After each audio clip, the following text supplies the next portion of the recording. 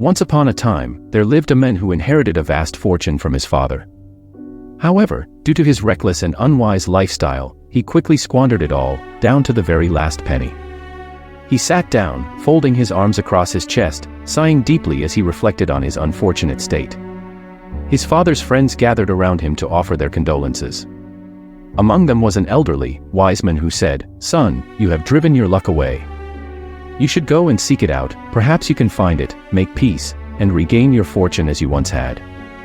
The man immediately set off on a journey, crossing mountains and plains in search of his luck. One night, he dreamt that his luck appeared as a human like him, lying face down on a high mountain, sighing and beating his chest, just as the man had done. When he awoke, he resumed his journey, heading toward that mountain. Along the way, he encountered a fairy lion sitting on a mound beside the road. "Do not be afraid, human, proceed," said the lion. As the man approached, the lion asked, "Where are you going?" "I am searching for my luck," the man replied. "Good," said the lion. "Your luck is very wise. Ask him what the cure for my illness is. I've been ill for 7 years. If you find the remedy, I will reward you greatly." The man agreed and continued his journey. Soon, he arrived at a beautiful orchard filled with fruit. He plucked some to eat, but to his surprise, they were all bitter. At that moment, the gardener approached and asked, "Where are you going?" "I am looking for my luck," the man said. "Please, ask your luck what the cure is for my orchard," the gardener requested.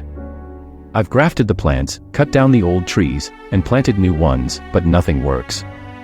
If your luck has a solution, I will reward you generously." The man promised to ask and pressed on. Eventually, he came to a magnificent palace surrounded by a garden as splendid as paradise. Its sole resident was a beautiful maiden. "What man are you, and why have you come?" the maiden asked upon seeing him. The man explained his journey.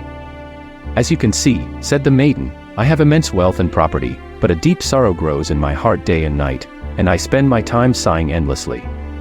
Ask your luck about me, and if you find a solution to make me happy, I will reward you generously."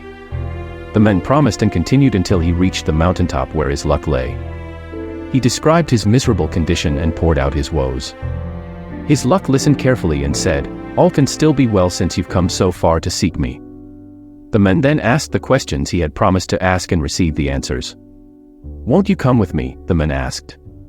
"Go ahead," luck replied. "I will follow you." On his way back, the man first met the maiden and said, "Your sorrow will end, and happiness will return once you marry a man of your choice." Then, he encountered the gardener and said, "There is gold in the spring that irrigates your orchard. The trees absorb particles of gold, which is why the fruit is bitter. You must either use water from a different spring or remove the gold. Then, your fruits will be sweet." Next, the man visited the fairy lion and told him what his luck had said to the maiden and the gardener. "And what gift did the maiden give you?" the lion asked. "She said she had fallen in love with me and proposed marriage, but I refused," replied the man. "And what reward did the gardener offer?" asked the lion. "He removed the gold from the spring and gave it all to me, but I declined, saying I didn't want the burden of carrying such a heavy load." "And what cure did your luck suggest for my illness?" the lion asked. "He said the moment you devour an idiot's head, you will be healed," the man answered. The lion stared at the man and said, "By heaven, I can't imagine a greater fool than you on this earth." And with that, he struck the man's head with his paw, swallowing it in one bite. The fool was dead. In life, never befriend a fool.